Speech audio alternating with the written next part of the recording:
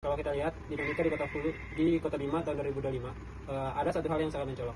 Ketidaksinkronan antara peta kawasan hutan dengan kondisi ekologis di lapangan. Secara administratif, kawasan yang masuk wilayah KPH Marina Dago Masal hanya sekitar 4.000 hektar di hulu. Tetapi di luar itu ada lebih dari 10.000 hektar lahan milik masyarakat yang gundul atau beralih fungsi menjadi tegalan jagung. Data menunjukkan bahwa ada sekitar 78 hektar tegelan yang berada di luar kawasan formal. Artinya, yang selama ini dianggap hutan dan bukan hutan, hanya ternyata tidak sepenuhnya relevan untuk memahami risiko ekologis di Kota Bima. Apa yang dikatakan oleh Mas Panji, dan di sisi inilah muncul apa yang disebut oleh beberapa penulis sebagai fiksi administrasi.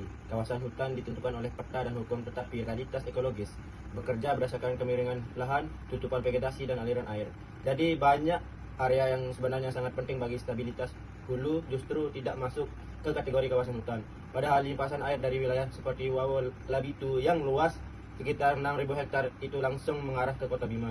Jadi ketika kita hanya bergantung pada peta, kita kehilangan gambaran ekologis yang sesungguhnya.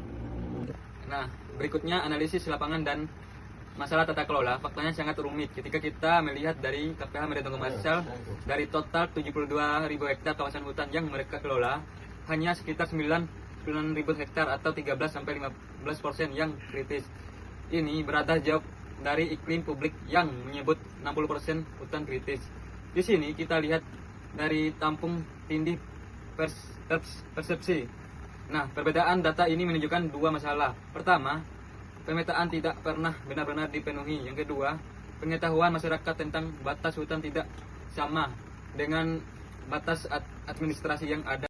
Akibat perbedaan data yang telah disebutkan oleh saudara Dion, masalah sering datang ke KPH yang dianggap tidak efektif, kemudian kurang pengawasan dan kurang tegas. Padahal kerusakan terbesar justru terjadi di luar kawasan KPH. Kemudian lahan masyarakat yang sebenarnya sangat penting sebagai zona resapan tidak masuk status kawasan. Itu merupakan ranah pemerintah daerah, bukan KPH. Hal ini adalah dilema klasik tata kelola multi aktor. Kemudian KPH dipersilahkan, sementara masalah berada di area yang mereka kuasai, kebijakan pun akhirnya tidak tetap tepat sasaran. Kemudian untuk konsep fiksi peta dan konsekuensi sosial ekologis. Kalau kita bicara konsep, intinya persoalannya ada pada definisi kawasan hutan itu sendiri. Kawasan hutan adalah konstruksi legal administratif yang ditetapkan melalui peta negara. Misalnya, peta itu tidak otomatis berkorespondensi dengan fungsi ekologis di lapangan. Ketika negara terlalu bersandar pada kategori administratif itu, konsekuensinya besar. Kebijakan konservasi salah sasaran, masyarakat disalahkan, dan tata ruang kehilangan orientasi ekologisnya. Jadi apa yang dibilang Mas Panji tadi itu benar. Bagi masyarakat ini bisa merusak kepercayaan publik. Mereka melihat pemerintah mengatakan hutan rusak parah, tetapi KPH menunjukkan data berbeda, hanya 13-15% yang kritis.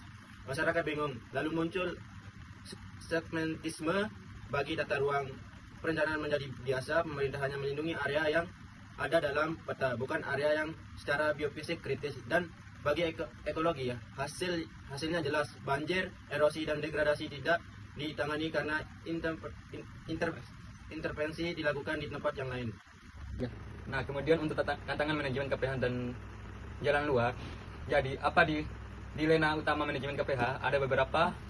Yang pertama, dilema kewenangan. Kerusakan terbesar beberapa di luar kawasan hutan.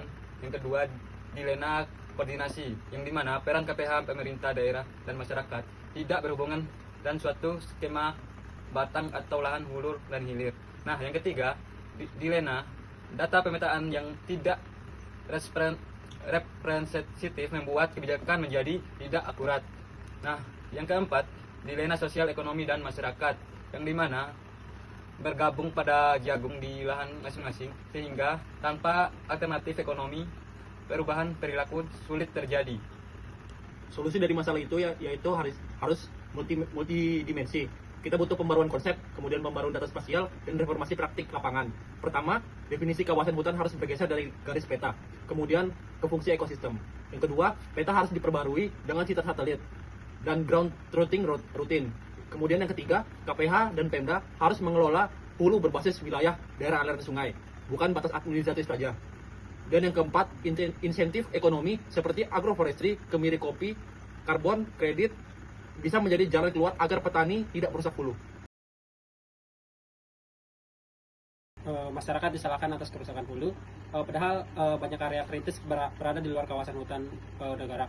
Kemudian tidak ada dukungan untuk mengelola lahan miring secara lestari karena administratif lahan itu bukan hutan sehingga tidak masuk prioritas rehabilitas. Kemudian ketidakpastian hak dan batas sebagian lahan tradisional dianggap bukan hutan, padahal fungsinya penting untuk ekologi. Jadi, kawasan hutan adalah wilayah yang secara legal ditetapkan oleh negara melalui pemerintah sebagai kawasan yang ditunjuk atau ditetapkan untuk dipertahankan sebagai hutan tetap. Status ini bersifat administratif. Ia ditentukan oleh keputusan Kementerian, Peta Kehutanan, dan regulasi formal. Jadi, KPH hanya mengelola kawasan hutan negara. Namun, kerusakan paling besar justru ada di lahan miring paling milik warga yang sama sekali tidak masuk dominan KPH. Artinya, KPH dituduh gagal. Tetapi, sebagai besar masalah bukan dalam wilayah kerjanya. Sebagian besar.